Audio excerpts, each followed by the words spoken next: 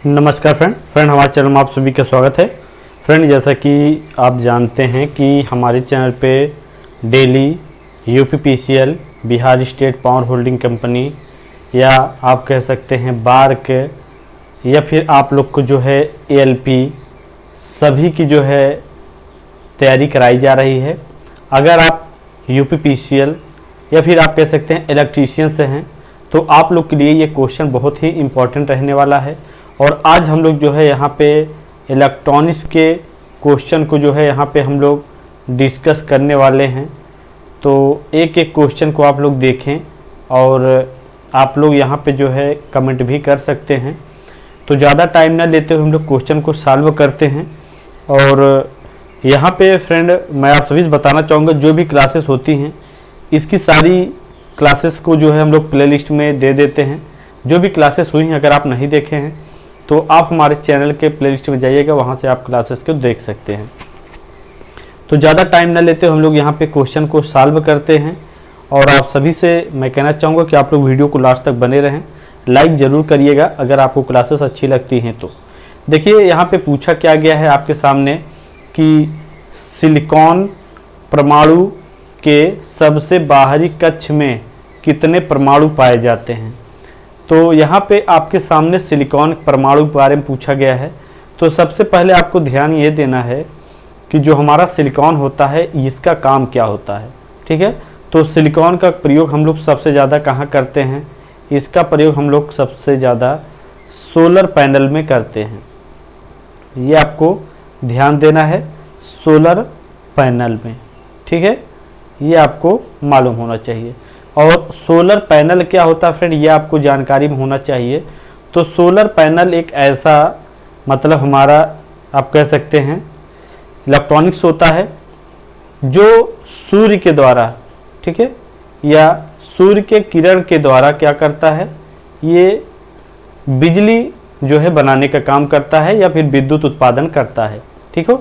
तो ये आपको जानकारी होना चाहिए। बाकी ये यहाँ पे इम्पोर्टेंट क्या था हमारा, ये सिलिकॉन परमाणु क्रमांक के बारे में। तो सिलिकॉन का प्रयोग हम लोग सोलर पैनल में सबसे ज़्यादा करते हैं। और यहाँ पे पूछा क्या गया है आपके पास सामने, परमाणु में कितने परमाणु पाए जाते हैं बाहरी कक्ष में। तो यहाँ पे आपको ध्यान ये देना है 2, 8 और यहाँ पे 4, ठीक है, ये आपको मालूम होना चाहिए इसका परमाणु जो होता है। तो यहाँ पे बाहरी कक्ष के बारे में पूछा गया है। तो यहाँ पे जो हमारा बाहरी कक्ष होगा वो आप देख सकते हैं फर्स्ट नंबर पे हमारा 2 है, फिर 4 है, फिर 8 है, फिर 4 है। तो यहाँ पे हमारा बाहरी कक्ष में अगर मिल जाता है वो हमारा क्या होगा, यहाँ पे 4 हमारा सही होगा। तो बाहरी कक्ष में यहाँ पे हमारा जो है बी ऑप्शन हमारा करेक्ट होगा, ठीक है। तो यहाँ पे हमारा बी ऑप्शन करेक्ट है, बी ऑप्शन हमारा यहाँ पे सही है।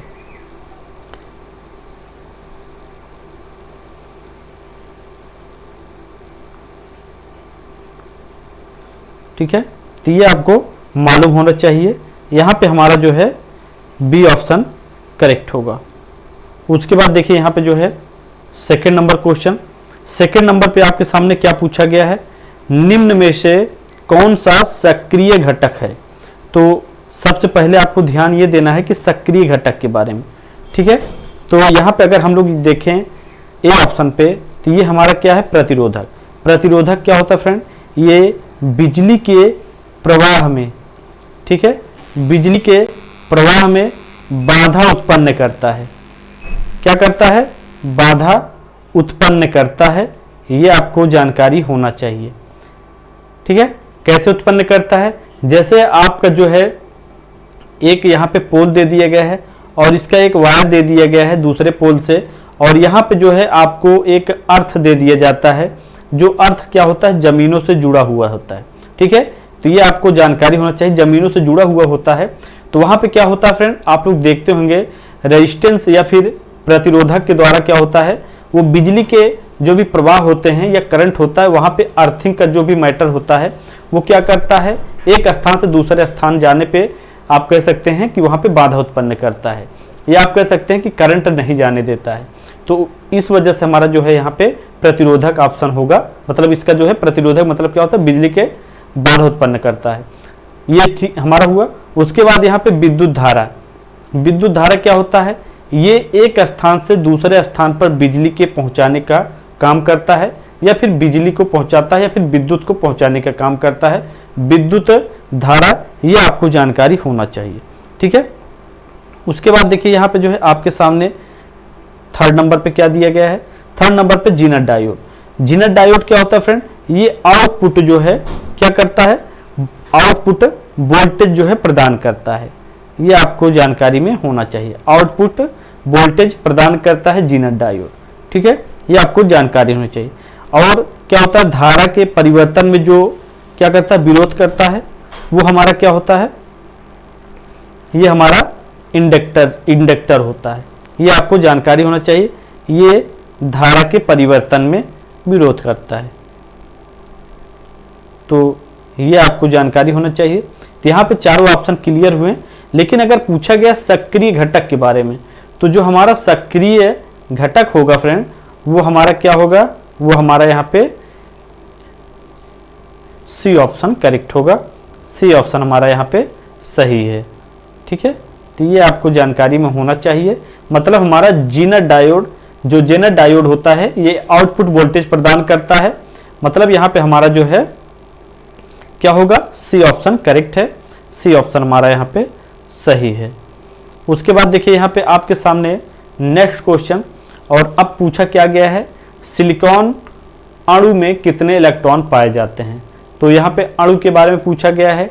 ए में क्या दिया गया है, 7, बी में 14, सी में 29, डी में 32। तो सबसे पहले आपको ध्यान ये देना है फ्रेंड कि हमारा यहाँ पे जो दिया गया है, बी में क्या है 29, सॉरी सी में 29, तो ये हमारा जो है यहाँ पे कॉपर का होगा। ये आपको जानकारी होना चाहिए।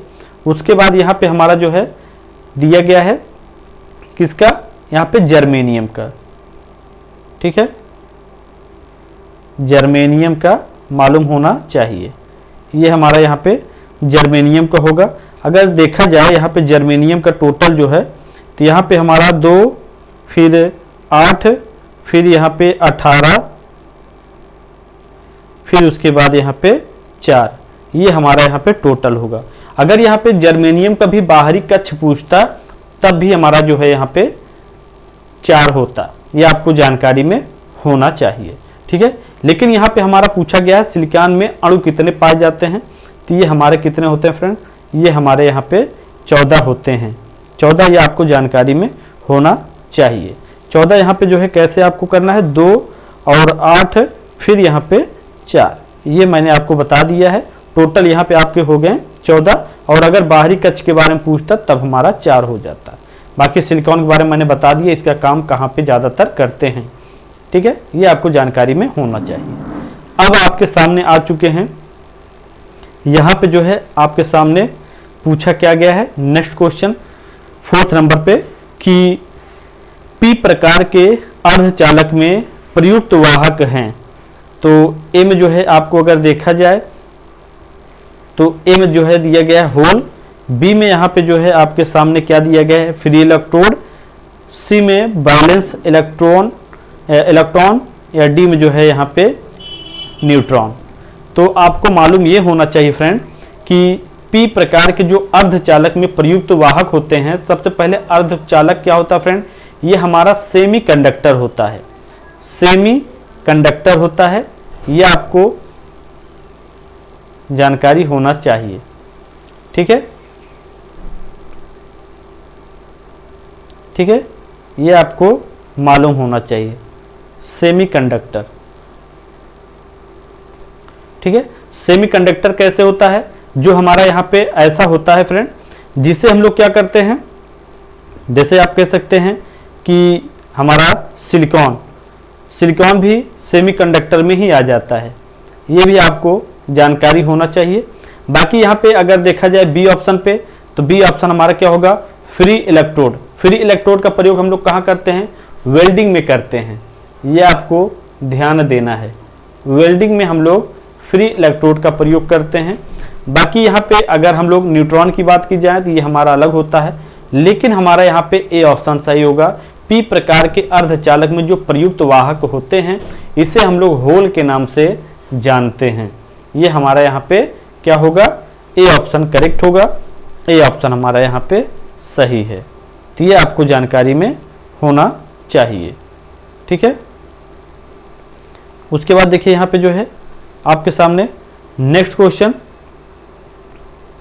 यहाँ पे आपके सामने पूछा क्या गया है कि डायोड के बारे में, ठीक है।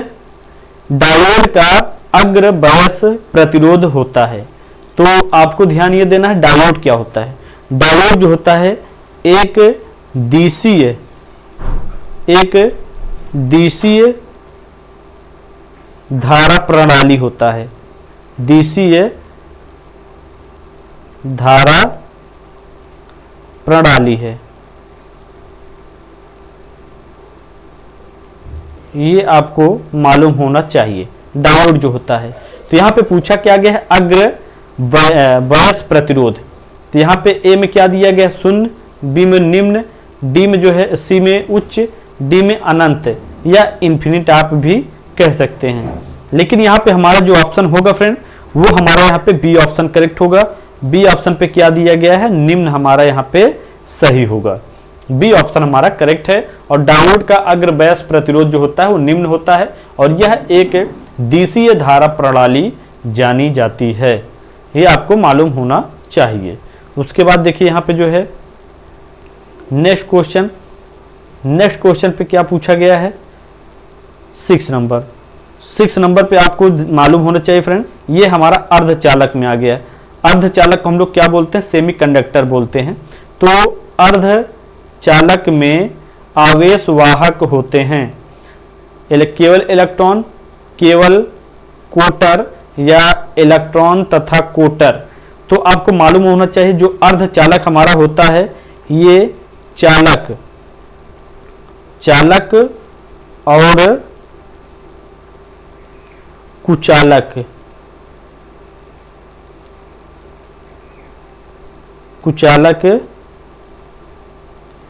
के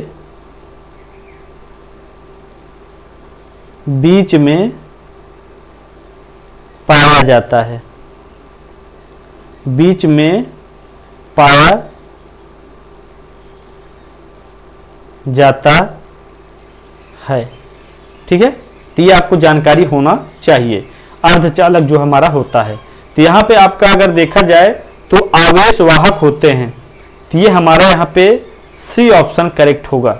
सी ऑप्शन पे क्या दिया गया है फ्रेंड, सी ऑप्शन पे हमारा यहाँ पे जो होगा वो हमारा यहाँ पे क्या दिया गया है, इलेक्ट्रॉन तथा कोटर हमारा यहाँ पे सही होगा। इलेक्ट्रॉन तथा कोटर हमारा करेक्ट है, ठीक है। ये आपको जानकारी में होना चाहिए। उसके बाद नेक्स्ट क्वेश्चन देखिए, नेक्स्ट क्वेश्चन पे क्या पूछा गया है आपके सामने यहाँ पे कि शुद्ध जर्मेनियम जीरो डिग्री के पर होता है। तो शुद्ध जर्मेनियम जो होता है वो 0 डिग्री के पर होता है। चालक, कुचालक या उच्च प्रतिरोध का चालक या इनमें से कोई नहीं। तो सबसे पहले हम लोग चालक को समझेंगे, चालक क्या होता है। देखिए चालक जो होता है फ्रेंड आपको मैं बताना चाहूँगा, जैसे आपका एक पोल दिया गया है खंभा और ये दूसरा दिया गया है खंभा, तो इसके बीच में अगर वायर दिया गया है तो ये क्या होता है, चालक। तो चालक जो होता है एक स्थान से दूसरे स्थान पर बिजली के प्रवाह को भेजने का काम करता है, या फिर आप कह सकते हैं करंट जो होता है एक स्थान से दूसरे स्थान पर जाता है। ये आपको जानकारी में होना चाहिए, ठीक है। चालक जैसे अगर मान लिया जाए कि कोई व्यक्ति है और वो जो है मतलब आप कह सकते हैं कि वो एक रॉड ले लिया या लोहे की छड़ लिया और वो क्या कर रहा है, वो इस तार को टच कर रहा है। तो करंट जो होता है फ्रेंड वो इस तरह से होते हुए उस इंसान या फिर मानव या फिर कह सकते हैं आदमी को करंट लग जाता है, ठीक है। ये हमारा चालक होता है। लेकिन इसी स्थान पे अगर देख लिया जाए तो यहाँ पे क्या होता है, वो एक मतलब आप कह सकते हैं कि एक इंसान और वो क्या कर रहा है, एक लकड़ी का छड़ लिया और वो जो है यहाँ पे टच कर रहा है, ठीक है, इस तार पे। लेकिन वो क्या है, वो करंट जो है उसको नहीं लग रहा है, तो वो क्या हो गया, वो कुचालक हो गया। तो आपको ध्यान ये देना है, चालक वो होता है जहां पे आपको बिजली का करंट लगने का डर रहता है या फिर लगता है। कुचालक वो होता है जहां पे बिजली का करंट आपको नहीं लगता है। जैसे आप प्लास्टिक का सामान लेकर यूज कर सकते हैं, या फिर आप कह सकते हैं कि वहां पे जो है आप लकड़ी की छड़ जो है आप लेकर यूज कर सकते हैं। जहां पे करंट ना लगे वो कुचालक होता है, जहां पे करंट लगे वो चालक होता है। ये आपको ध्यान देना है। लेकिन यहाँ पे क्या पूछा है, शुद्ध जर्मेनियम 0 डिग्री के पर होता है। तो जर्मेनियम को मैंने बता दिया परमाणु जो है 32 होता है, ये आपको जानकारी में होना चाहिए। लेकिन यहाँ पे जो है हमारा जो ऑप्शन होगा वो हमारा अगर देखा जाए तो यहाँ पे कौन सा ऑप्शन सही होगा, यहाँ पे हमारा सी ऑप्शन सही होगा। सी ऑप्शन पे क्या दिया गया है, उच्च प्रतिरोध का चालक हमारा यहाँ पे सही होगा। मतलब यहाँ पे हमारा सी ऑप्शन करेक्ट है, सी ऑप्शन हमारा सही है। अब आपके सामने आ चुका है यहाँ पे देखा जाए तो अर्धचालकों में एक सहसंयोजी बंध टूटने पर क्या होता है, अर्धचालकों में। ठीक है, तो यहाँ पे क्या दिया गया है आपके सामने, अगर देखा जाए तो ए में एक इलेक्ट्रॉन मुक्त होता है, या फिर एक क्वार्टर जिसे कोटर उत्पन्न होता है, या फिर सी में एक इलेक्ट्रॉन व एक कोटर उत्पन्न होता है, या डी में 2 इलेक्ट्रॉन एक कोटर उत्पन्न होता है। तो यहाँ पे अगर देखा जाए फ्रेंड तो हमारा जो है ए अर्धचालकों में एक सहसंयोजी बंध टूटने पर जो होता है वो हमारा यहाँ पे ऑप्शन क्या होगा, वो हमारा यहाँ पे डी ऑप्शन सही होगा। डी ऑप्शन जो है सी ऑप्शन हमारा यहाँ पे सही होगा। सी ऑप्शन पे क्या दिया गया है कि एक इलेक्ट्रॉन व एक कोटर उत्पन्न होता है। ये हमारा अर्धचालकों में एक सहसंयोजी बंध टूटने पर होता है। ठीक है, ये आपको जानकारी में होना चाहिए। नेक्स्ट क्वेश्चन हम आगे एक्सप्लेन कर रहे हैं। वहां पे जो है देखिए आपके सामने क्या बोला गया है कि पी प्रकार का अर्धचालक के निर्मित करने के लिए जर्मेनियम की डोपिंग किस धातु से की जाती है। तो ये आपको जानकारी होनी चाहिए। हमने सिलिकॉन का बता दिया है, इसको हम लोग सोलर में प्रयोग करते हैं, ये आपको ध्यान देना है। ठीक है, ये आपको मालूम होना चाहिए। और ये हमारा जो होता है ये सहसंयोजी जो होता है, अगर देखा जाए ये पी टाइप होता है। ठीक है, ये आपको मालूम होना चाहिए, पी टाइप होता है। और सी जो होता है फ्रेंड हमारा जो है यहाँ पे एन टाइप, आर्सेनिक जो होता है वो एन टाइप होता है, ये आपको मालूम होना चाहिए। रही बात यहाँ पे डी ऑप्शन का, तो इसका प्रयोग हम लोग कहाँ करते हैं, सोल्डर में करते हैं। सोल्डर में कहाँ पे करते हैं, सोल्डर में क्या होता है वहाँ पे गलनांक जो है बढ़ाने के लिए हम लोग करते हैं। ठीक है, ये आपको मालूम होना चाहिए, गलनांक बढ़ाने में सोल्डर का एंटीमनी का प्रयोग करते हैं बढ़ाने में, ये आपको मालूम होना चाहिए।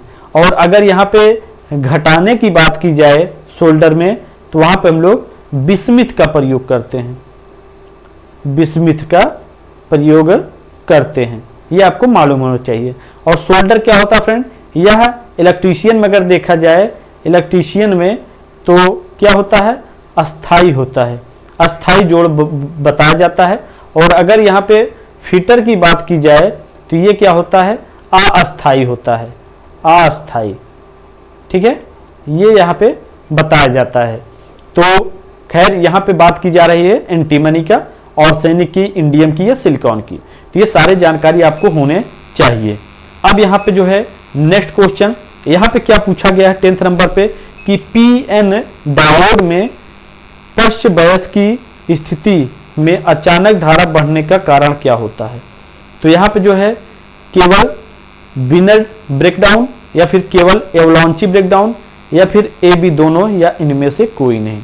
तो आपको जानकारी ये होना चाहिए पीएन डायोड में जो हमारा ऑप्शन सही होगा वो हमारा कौन सा ऑप्शन सही होगा, वो हमारा यहाँ पे सी ऑप्शन सही होगा। सी ऑप्शन पे क्या दिया गया है, ए बी दोनों दिया गया है। तो हमारा यहाँ पे सी ऑप्शन करेक्ट है, सी ऑप्शन हमारा यहाँ पे सही है। तो ये थे आज के क्वेश्चन। आज हमने जो है यहाँ पे 10 क्वेश्चन कंप्लीट किया हुआ है और ये इलेक्ट्रॉनिक्स के क्वेश्चन थे। बाकी फ्रेंड आपको इसके पहले भी हमने एक पार्ट जो है क्वेश्चन का करा दिया है। अगर आप नहीं देखें तो आप हमारे चैनल का प्लेलिस्ट चेक कर लीजिएगा, वहाँ पे आपको इसकी क्लासेस मिल जाएंगी और आपकी बहुत सी क्लासेस प्लेलिस्ट में पड़ी हैं, आप जाके वहाँ से देख सकते हैं। और फ्रेंड आप सभी बताना चाहेंगे, अगर आप लोग UPPCL या फिर आप कह सकते हैं आप लोग जो है UP ऑर्डिनल या फिर Bihar state power holding company limited किसी भी गवर्नमेंट या बार्क या फिर ALP किसी भी गवर्नमेंट की तैयारी करना चाहते हैं तो आप लोग हमारे चैनल के नीचे ऐप का लिंक दिया गया है, वहां से जाके आप ज्वाइन कर सकते हैं। या फिर आप सभी से मैं बताना चाहूँगा, देखिए कोई भी कोर्स ज्वाइन करने से पहले एक बार आप लोग डेमो क्लास को जरूर देखा करिए और आप लोग को जहाँ पे पसंद आए वहाँ से आप क्लासेस को ज्वाइन कर सकते हैं। और हमारा प्रयास ये होता है फ्रेंड कि आप लोग को अच्छी से अच्छी जानकारी या अच्छी से अच्छी शिक्षा देना। और आप सभी से मैं कहना चाहूँगा फ्रेंड कि आप लोग अगर चैनल पर नए हैं तो अंत में अगर आपको क्लास अच्छी लगी तो आप लोग चैनल को सब्सक्राइब कर सकते हैं और वीडियो को शेयर भी कर सकते हैं। बाकी फ्रेंड मैं नेक्स्ट टाइम जो है मिलूंगा नए क्वेश्चन के साथ। और आप सभी अगर चाहते हैं कि आप लोग को ऐसे ही क्लासेस ऐसे ही क्वेश्चन मिले तो आप लोग चैनल को जरूर सब्सक्राइब करें, वीडियो को शेयर करें। So thanks for watching and bye bye.